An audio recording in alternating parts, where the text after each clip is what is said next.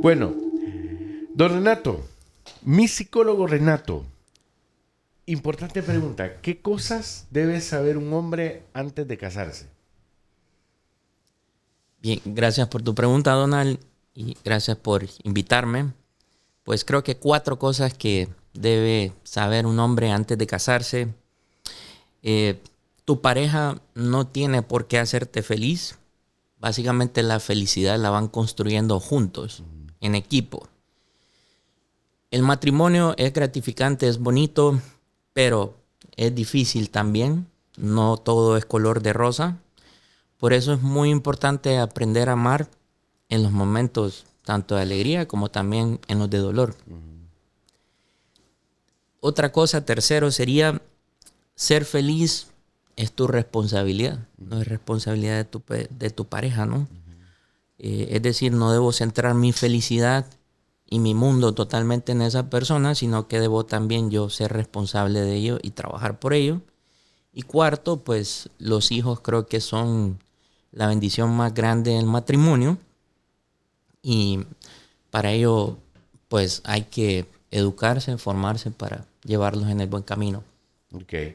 Fíjate que te hacía esta pregunta porque yo creo que una de las cosas que más está afectando tanto a hombres como mujeres en este feeling de las relaciones son como las falsas expectativas. Es esa creencia de que te vas a casar para ser feliz, ¿verdad?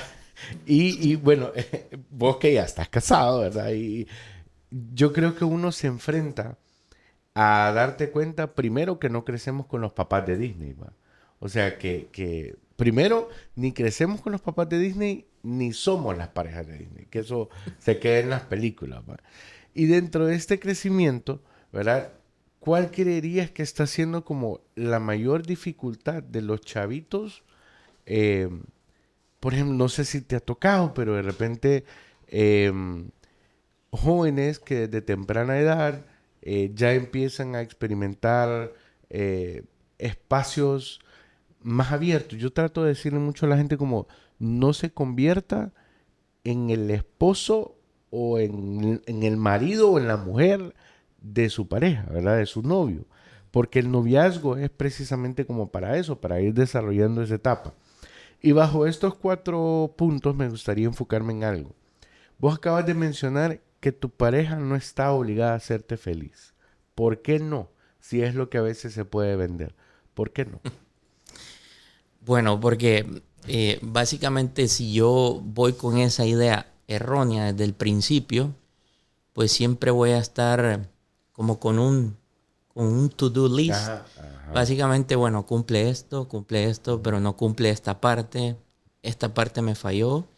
Y entonces voy midiendo el amor. Entonces, si voy midiendo el amor, al mismo tiempo voy pensando, si me das, te doy. Ajá, ajá. Si cedes, Ujú, yo cedo. ujú, Si vos sos abierto, yo aprendo a ser abierto. ujú, Y el problema de eso es que en el matrimonio, pues hay que aprender a encontrar los puntos medios.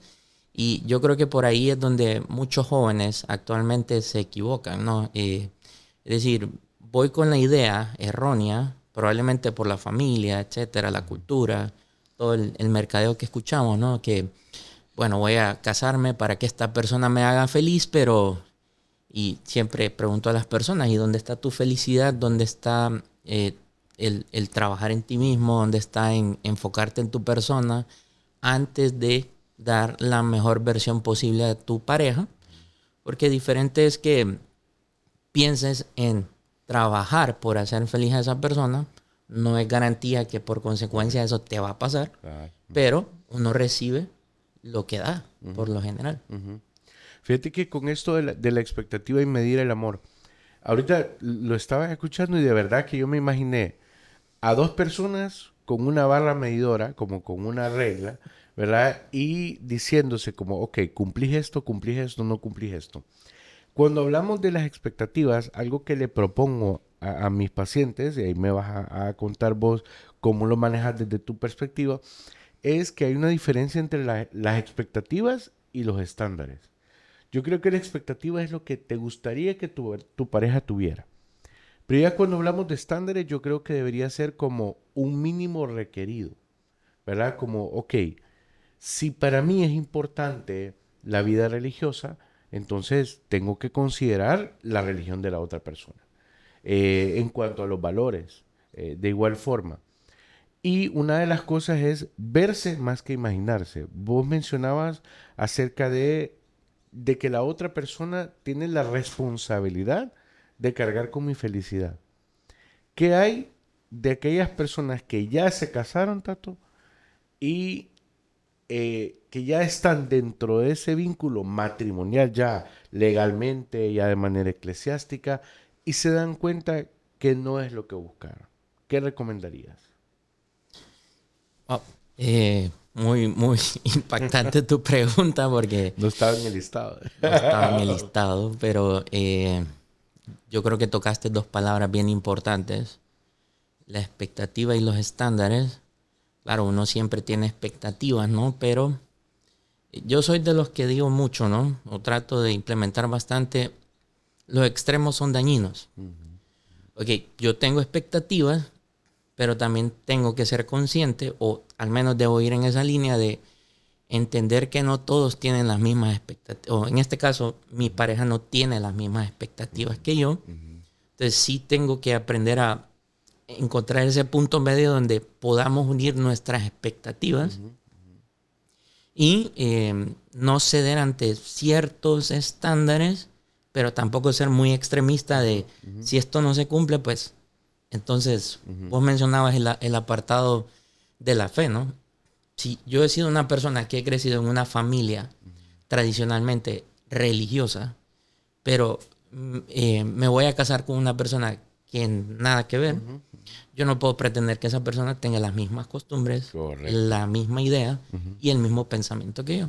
Sin embargo, sí puedo encontrar la manera de poder entender, ¿no? Si encontrar ese punto medio donde mi experiencia le puede servir a la otra persona y abrirme que puede estar de acuerdo o no, pero en algún momento el ejemplo de vida creo que es lo más importante. Es lo que al final va arrastrando a que mi pareja diga, bueno, pues yo creo que este elemento puede ser algo fundamental e importante y que puede llegar a sostener nuestro matrimonio. Entonces, vos dijiste, ¿no? Esa familia que nos venden, ese matrimonio que nos venden en Disney, en Netflix, pues realmente no es así. Claro. Y si te vas con esa idea, desde ahí ya probablemente ya tienes un 80% de fracaso en tu matrimonio. Fíjate que qué bueno que lo mencionaste, porque una de las realidades que yo creo que llegan al consultorio, ¿verdad? Es esta situación de, ok, ya me casé, pero me doy cuenta que no me cae bien. Porque en muchos momentos nos casamos enamorados. Esta psicóloga especialista en sexualidad y parejas mexicana, Nilda Shiribilo, Ajá. eh, tiene una frase y ella dice, si estás enamorado, no te cases. Porque cuando estamos enamorados, estamos todavía procesando esta etapa de idealización en donde todavía no somos conscientes de quién verdaderamente es la otra persona. Y yo creo que para eso como hay ciertos procesos. Sé que dentro de pues tu vida tenés una historia muy bonita de amor con tu esposa. Han construido desde, bueno, la verdad es que como desde sexto grado, que fueron novios por primera vez, creo que fue, ahí nos vas a contar, pero eh, quisiera saber, porque la gente tiene que saber que el hecho de que vos seas psicólogo no te hace, no te blinda contra las realidades de la vida y las dificultades de la vida. Entonces me gustaría saber cuál consideras que ha sido la clave para el sostenimiento de su relación hasta el sol de hoy. Bien, contestando a tu pregunta, dos cosas que voy a hacer referencia. Primero hablaste de dos palabras fundamentales, sentimiento y emoción. Y solamente se me vino a la cabeza un psiquiatra argentino, él se llama Daniel Rossetti, hace la diferencia entre el sentimiento y la emoción. Y básicamente él lo resume así. El sentimiento no tiene rostro, dice. En cambio, la emoción sí. ¿Y eso cómo así? Bueno, el sentimiento es el amor. Pero el amor se va construyendo a diario, constantemente.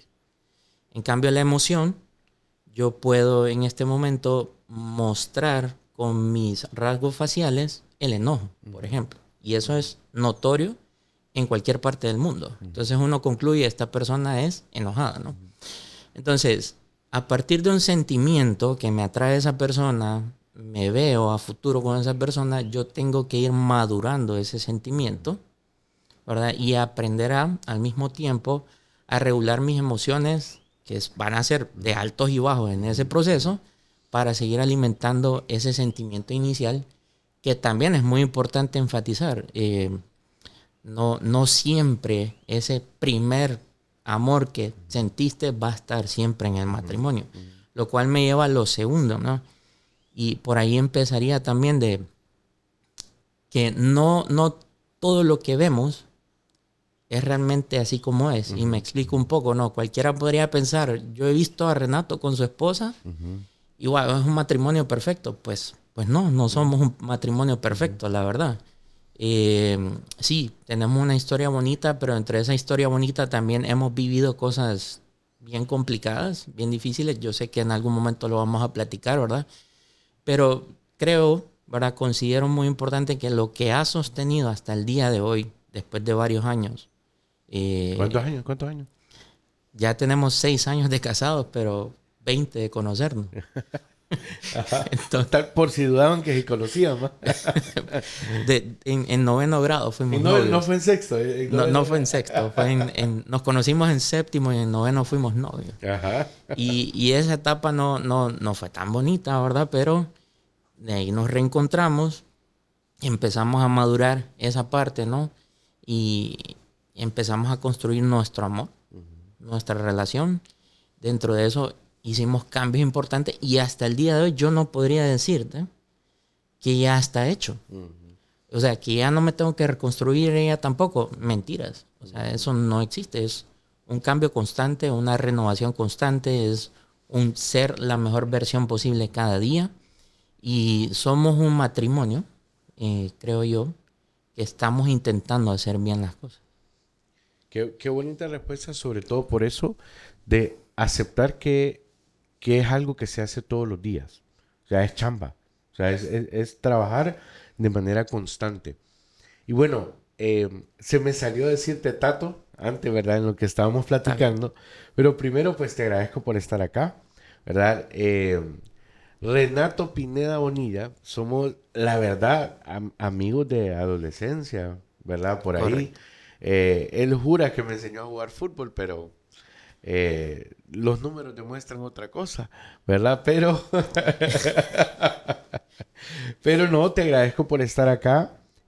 Para mí era bien importante tu presencia, porque él es el rostro detrás de mi psicólogo Renato, que hoy en día tenemos la bendición y la oportunidad de trabajar juntos, ¿verdad?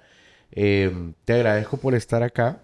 Y fíjate que te voy a contar algo que nunca te había dicho.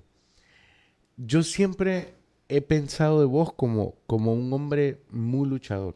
Te recuerdo, o sea, éramos adolescentes y vos ya trabajabas. Comenzaste a trabajar como a los 16, 17. 17 años, ¿verdad? Y contame cómo fue tu experiencia eh, llevando tu vida, o sea, a nivel de las dificultades, porque como profesional, como hijo, como padre, como esposo, hermano, amigos, todos nos enfrentamos a dificultades. ¿Qué te ha mantenido de pie? O sea, ¿qué, la palabra resiliencia está bien vendida, Ujú. pero ¿qué hay detrás de esa resiliencia? ¿Qué construye a Renato hoy? ¿Qué lo ha mantenido de pie hasta hoy? Wow.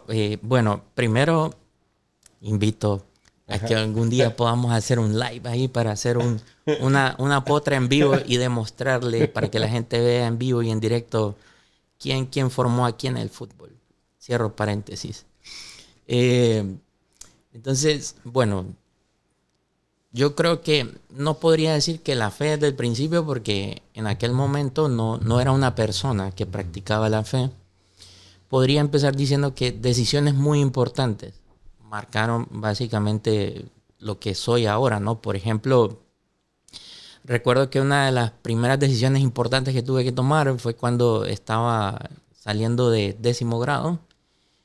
Fue la última vez que pudimos viajar con toda mi familia a Estados Unidos y mi padre me dio la opción, ¿verdad? Este es el momento en el que vos te puedes quedar acá, en Estados Unidos, y podés hacer tu vida acá, ¿no?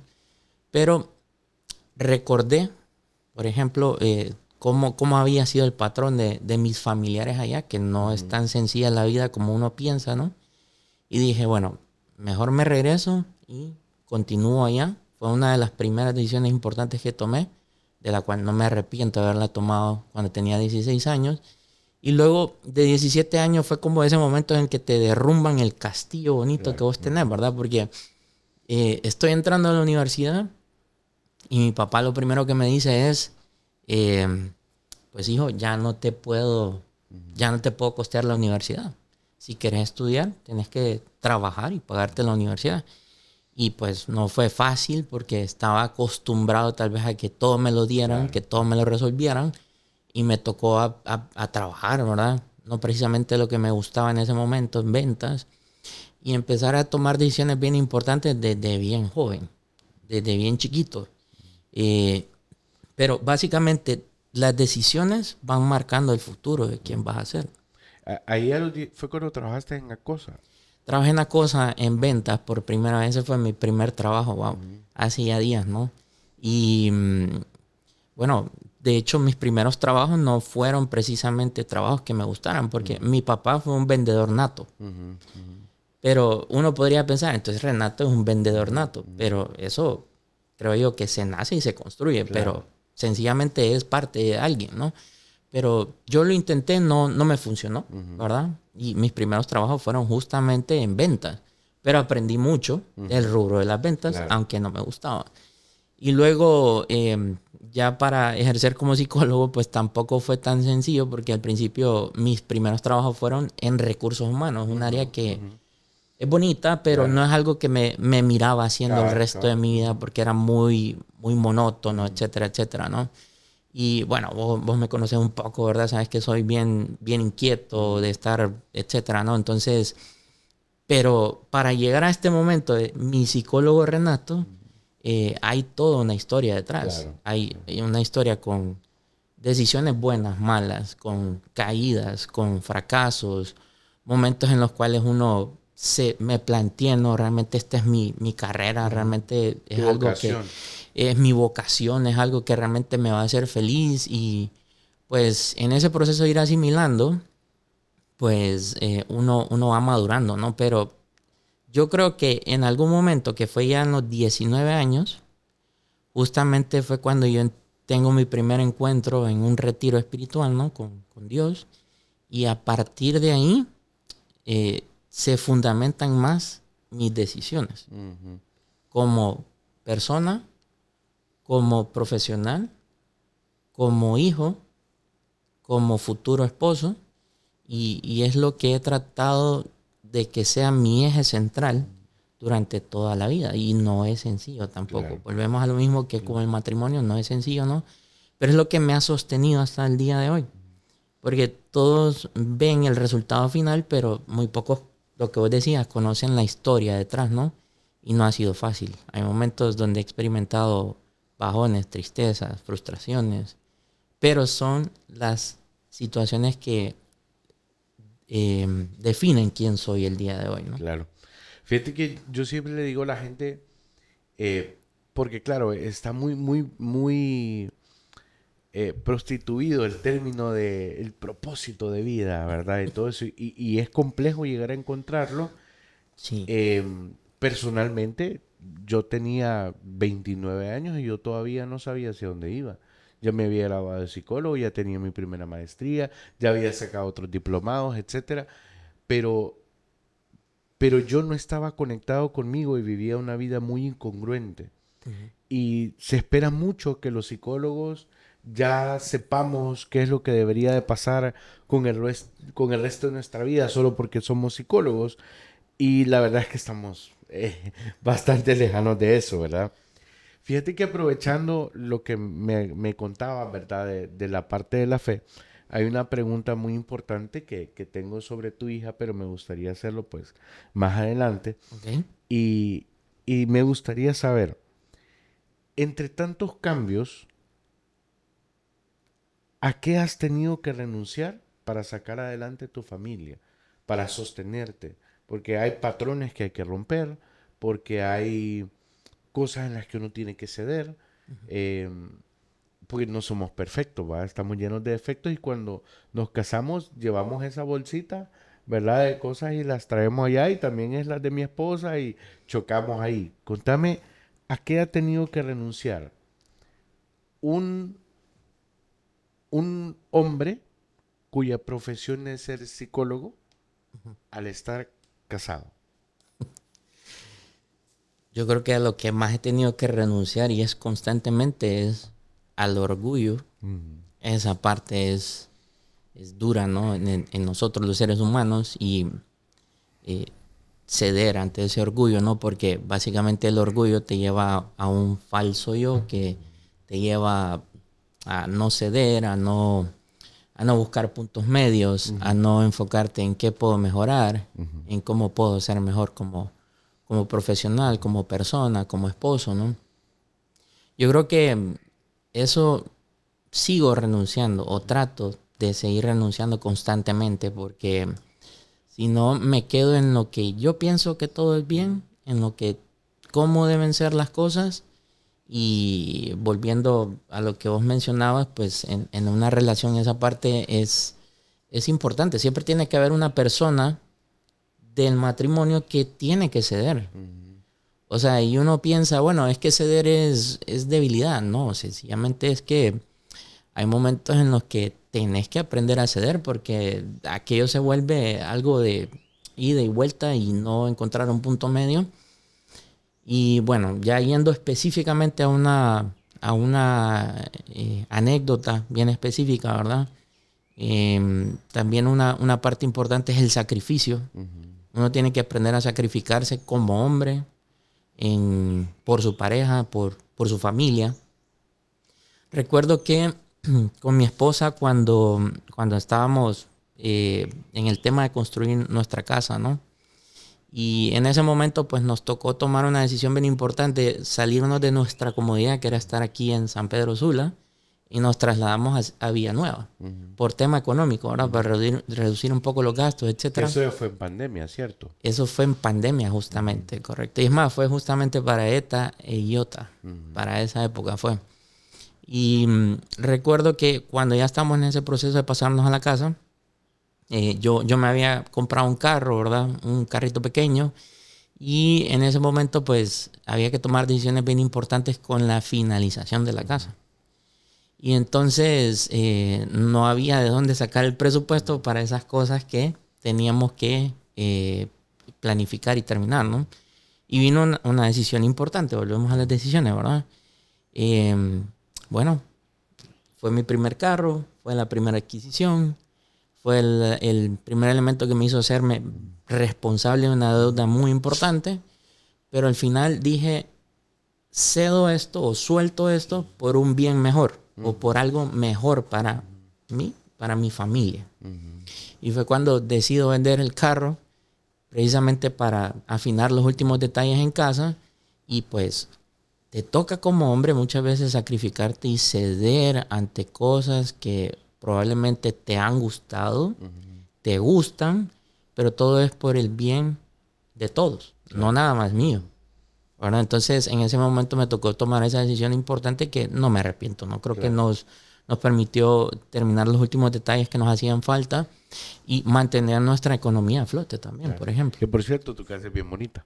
Gracias. Bienvenido siempre. Fíjate que ahorita te escuchaba, ¿verdad? Y justo hoy en la mañana eh, reflexionaba de, de lo mucho que se tiene que aprender a perdonar también en una relación. una de las realidades que yo traigo a la mesa con mis pacientes es, si te pones a pensar, las personas que más nos lastiman en la vida es la gente que más queremos y la gente que más nos quiere. Así es. Porque son las personas con quienes nosotros pues somos vulnerables, ¿verdad? Y somos abiertos a las cosas que nos duelen, nuestras heridas, etcétera. Y cualquiera diría, no, pero es que ella sabe dónde me va a dar, ¿verdad? Y en efecto, a veces así es, Ujú. pero no siempre quiere decir que es con esa intención, ¿verdad? Correcto. Y yo creo que esto me lleva a otra pregunta. ¿Cuál crees que es la mayor causa de los fracasos matrimoniales hoy en día? Es bastante amplia esa Mm. pregunta, Donald, pero No, de acuerdo a tu perspectiva. sí, es muy, muy interesante, ¿no? Yo creería que, dice Enrique Rojas, por cierto, padre de Marian Rojas Estapé, dice él que hay eh, cosas bien importantes que uno debe tomar en cuenta para establecer una familia, un matrimonio, dice él: los valores, la cultura, el trabajo, dice él, y obviamente el amor, ¿no? Entonces, justamente creo que eso es lo que carecemos y carecen nuestros jóvenes actualmente, ¿no? Si vos revisas los valores, ahí puedes encontrar muchas respuestas, porque hay una carencia de valores en nuestra generación actual. Cultura, pues hay gente que dice, no, soy una persona muy cultural, sé mucho, soy muy intelectual, pero ¿qué es lo que sabes, no? O sea, ¿qué es lo que has estudiado? ¿Qué es lo que has leído? Eso es una expresión bastante amplia, la Claro. verdad. Y realmente que cuando escuchas a los jóvenes cómo se desarrollan, lo que dicen, te das cuenta que hay falta de cultura, Claro. justamente. Y también de un desconocimiento de la cultura que te antecede, ¿no? Ujú. Y tercero, pues eso lo encontrás demostrado, por ejemplo, en el trabajo. Una faceta muy importante que, bueno, vamos a evitar nombres, ¿verdad? Pero sí recuerdo que una de las cosas que aprendí cuando trabajé en una de las empresas en recursos humanos, vi la inestabilidad de los jóvenes, ¿no? Que, por ejemplo, los jóvenes entre 18 y 25 años, me voy de este trabajo porque no me gusta que me estén llamando la atención. Y wow, digo yo, ¿y es que acaso te vas a encontrar un trabajo perfecto donde Claro. nadie te critique, no? Entonces, pero si realmente te vas un poquito más allá, te das cuenta que carece de valores, carece de cultura, carece de conocerse a sí mismo. Eso es importantísimo porque dicen por ahí, ¿no?, que el conocimiento es poder. Sí, pero ¿y qué tal si el autoconocimiento nos lleva a empoderarnos de nuestra Claro. vida? Entonces, si yo voy conociéndome cada vez más lo bueno, lo malo que tengo y me enfoco en trabajar en lo que no está bien en mí, voy trabajando en la mejor versión posible. Y entonces eso quiere decir que tampoco hay que ser muy fantasioso, ¿verdad? Pero llevo la mejor versión posible a mi matrimonio o a mi familia. Y ya puesto ahí, pues tengo que seguir construyendo, reconstruyendo constantemente esa versión. Y una palabra bien importante, nuestra juventud actualmente le teme el compromiso, De justamente. acuerdo. Fíjate que te escuchaba y pensaba en algo. Que aquí yo creo que los padres tienen una oportunidad, ¿verdad? Y es que, claro, dentro del amor, yo estoy seguro que vos no querés que tu hija pase por algunos sacrificios que vos tuviste que hacer. Sin embargo, a los niños, o sea, es decir, a las personas, desde niños, hay que enseñarles a frustrarse.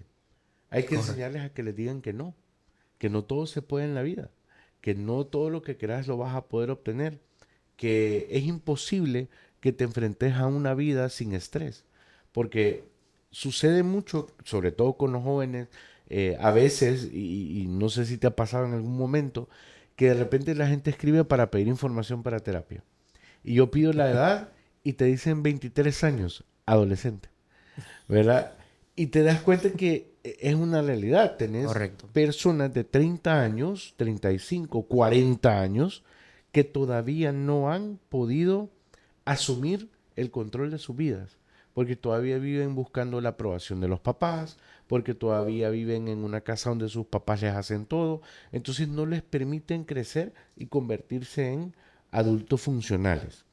Lo cual, hablando de un adulto funcional que se enfrenta a las realidades de la vida, quisiera que nos contaras un poco, ¿verdad?, acerca del milagro del nacimiento de Paulina, de tu hija, ¿verdad? Contanos el contexto, qué estaba pasando, qué pasó y cómo coincidimos hoy, ¿verdad? Pues mira, es un milagro, lo puedo decir así, ¿no? Yo creo que con mi hija experimenté esa frase de la tercera es la vencida. ¿A qué me refiero con esto? Que, bueno, había pasado una serie de situaciones, ¿verdad? Como la pérdida física de mi papá en el año 2021, pérdidas de otros familiares como una tía, primos, etcétera, ¿no? En sucesos bien duros, ¿no? Y pues llega la ilusión, ¿no? De quedar por primera vez mi esposa embarazada en enero del 2022, ¿no? Y pues no sé cómo explicarlo, ¿verdad? Porque esto hasta que lo experimentes o que Claro. alguien lo experimente, ¿verdad? Pero es una sensación bien bonita. Nosotros nos ilusionamos mucho cuando me di cuenta nos dimos cuenta que mi esposa estaba embarazada, ¿no? Y posteriormente, o sea, vamos con la ginecóloga, escuchamos los latidos de ese bebé por primera vez y en febrero recibimos la noticia de que ya no está el bebé. O sea, 2 semanas antes escuchabas los latidos y de repente no escuchas nada. Un golpe bien duro, la verdad. Eh, y bueno, continuamos y en mayo nos damos cuenta que siempre en el 2022 que mi esposa está embarazada por segunda ocasión. Se activan las alarmas, ¿verdad? El miedo Claro. de, wow, ya perdimos un bebé y lo perdimos recientemente, hace 3 4 meses, y viene uno nuevo, ¿verdad? Y bueno, igual, escuchamos los latidos, 2 3 semanas después, no hay latido. Qué duro. No sé cómo explicarte lo duro que es, ¿no? Pero 2 baldes de agua fría en tan poco tiempo es un golpe bien, bien fuerte, ¿no? Y bueno, en ese momento nos dice la doctora que en ese momento nosotros estábamos con ella, ¿no? Que mi esposa se debe operar y que debemos esperar al menos un año. Esto es en agosto del 2022. Ustedes tienen que esperar un año para quedar embarazados o para intentar nuevamente ser padres, ¿no? Y bueno, después viene la parte en la que tengo que asimilar todos esos eventos que Claro. mencioné antes, pérdidas familiares, pérdidas de bebé, eh, aprender a lidiar con eso porque no me había dado el tiempo de experimentar Claro. todo lo que había pasado. Y bueno, como para ponerle una cereza al pastel, ese año en octubre del 2022 me despiden de mi trabajo. Es como la cereza del pastel y yo dije, wow, ¿qué más puede Parece pasar? película, esos eventos desafortunados. En serio. Y bueno, me quedo sin trabajo y me dice mi esposa, porque nosotros ya habíamos comprado unos boletos para ir a visitar a nuestra familia después de muchos años de no tener visa, ¿verdad? Cancelamos el viaje entonces. Yo, no lo vamos a cancelar porque necesitamos este espacio vos y yo, ¿no? Y realmente conectar con la familia nos ayudó muchísimo, ¿verdad? Claro. Fue pasar todo el proceso, desconectar de todo lo que había pasado, desconectar de todas las situaciones, asimilarlas, conectar con la familia, conectar con los vínculos, ¿no? Y pues creo que eso fue algo bien importante en ese proceso de asimilación, aparte de los amigos, ¿no? Y en enero del 2023 nos damos cuenta que mi esposa está embarazada otra vez.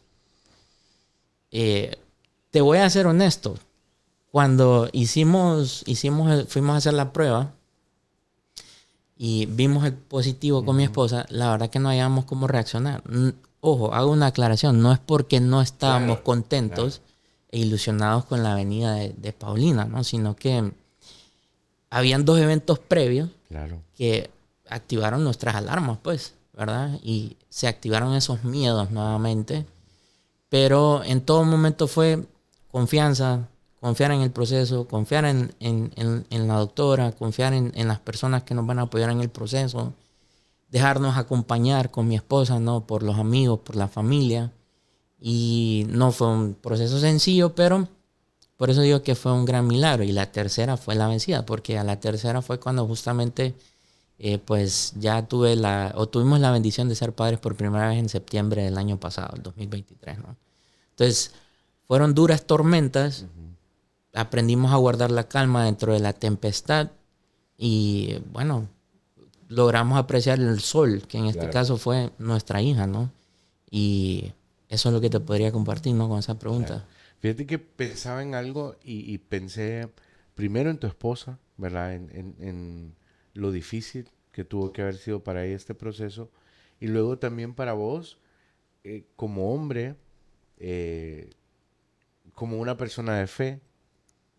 O sea, no me imagino la cantidad de cuestionamientos, ¿verdad? Y el hecho de que, claro, está este peso que por creer en Dios, está el peso de tenés que tener fe, tenés que tener fe. Pero al mismo tiempo es el cuestionamiento de, bueno, pero Dios también ha tomado ciertas cartas en el asunto que tal vez no era el momento. Y es bien duro decir porque cualquiera puede decir, no, pero es que era cuestión de tiempo, ¿verdad? Pero todo lo que viviste, todo lo que experimentaste. Importante aclarar que cuando vos y yo nos encontramos de casualidad en el aeropuerto, yo Iba a andaba decir eso, trayendo, se me olvidó. yo andaba trayendo a mi mamá, vos andabas trayendo a tu mamá también, ¿verdad? Correcto. Y yo me encuentro, Renato, en el aeropuerto, te veo, te saludo, y de la nada yo te empiezo a contar. Brother, mira, estoy desesperado, ocupo a alguien que trabaje conmigo, o sea, necesito a alguien que me apoye con mis pacientes. Y yo no sabía que vos no tenías trabajo en ese momento. Y mira, me acuerdo cuando no habíamos empezado todavía de lleno, fuimos a comer a este restaurante de hamburguesas, no nos están pagando, así que no le vamos a dar publicidad, ¿verdad? Eh, pero vamos a comer y vos me decís, mira, vos no sabes cómo yo estaba en ese momento. O sea, vieras cómo estaba yo en ese momento y todo. Y yo creo que esto me lleva a la siguiente pregunta. ¿Qué cosas, Tato, no deben faltar en la vida de un padre responsable? Bueno, cosas que no deben faltar. Y bueno, solo hago una. Antes de que me preguntaras todo eso, la primera pregunta que me hiciste en el aeropuerto fue: ¿y cómo vas en la escuela? Vamos a evitar el nombre, ¿no? Ajá. ¿Cómo vas en la escuela? No, pues mira, ya no estoy trabajando, ya me despidieron, ¿no? Etcétera. Y bueno, luego vino lo que vos decías, ¿no? Y pues fue de esas cosas que vos decís, ahí ves la mano de Dios, ¿verdad? Porque tenía tiempo de estar buscando un trabajo, o sea, para ser más específico, tenía 7 meses cuando vos y yo nos encontramos en el aeropuerto, de estar buscando trabajo. Y en esa búsqueda de trabajo, constantes no, ¿verdad? No tenés el perfil, no, te falta esto, no, que la edad, no, que no sé cuánto, golpe tras golpe, ¿no? Con una niña que ya venía en camino. O sea, imagínate el grado de responsabilidad que uno como hombre piensa, ¿no? Todo lo que se viene, ¿verdad? Todo lo que mi esposa está experimentando física, emocional y psicológicamente. Y yo sin un sustento para darle a mi familia, ¿no? Pero pues Dios pone su mano, nos encontramos, ¿no? Y qué bendición, ¿no? Poder estar aquí compartiendo con vos. ¿Quién diría que hoy, años después, estaríamos aquí en un podcast compartiendo, ¿no? En el positivo y mi psicólogo Renato. Esas son las vueltas de la vida que uno nunca sabe, que uno nunca las visualiza. Claro. Y Dios se sale de todo eso, ¿no? Sí. Dios te arma un guión completamente diferente al que vos tenés pensado, ¿no? Pero bueno, ¿qué cosas no deben faltar en la vida de un hombre? Creo que la fe no puede faltar. Es como la raíz de donde se sustenta o debería sustentarse todo lo demás. Tu noviazgo, si es noviazgo, tu matrimonio, tu familia, tus proyectos, tu trabajo, tu persona, etcétera. Si esa es la raíz, vas por buen camino. Alguno podría pensar, pero bueno, y si yo no estoy en ese camino, bueno, todos tenemos la oportunidad de enmendarlo y colocar esa prioridad, pero ¿cuáles son tus prioridades? Eso te puede indicar hacia dónde vas, ¿no? Entonces, la fe es algo bien importante que no puede faltar. Aprender a comunicarte con tu pareja creo que es algo fundamental, ¿no? Entonces, básicamente la habilidad de comunicarte con tu pareja es importantísimo, o con tu novia, ¿no?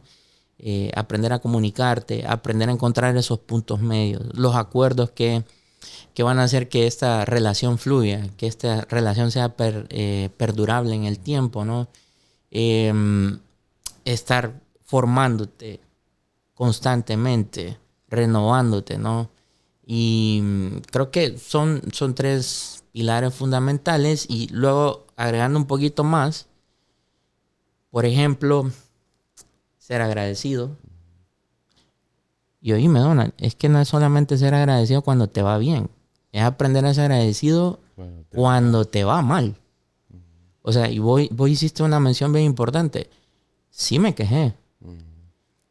Sí me sentía frustrado cuando me pasó todo eso. Porque la típica pregunta que viene a mi cabeza es, ¿y si yo hago todo bien, por qué me está yendo mal? Y si estoy haciendo las cosas bien, ¿por qué me tiene que pasar eso? Pero traté de no enfocarme en el por qué, sino, bueno, pasar el proceso y para descubrir para qué me están pasando estas cosas. Y al final utilizar, vos hace unos días pusiste un post que me llamó mucho la atención, que decía que los eventos hay que utilizarlos como trampolín en la vida. Pues bueno, eso es, ¿no? O sea, no es sencillo, no es fácil, no te puedo decir cuánto tiempo toma, pero el poder de la gratitud es muy importantísimo.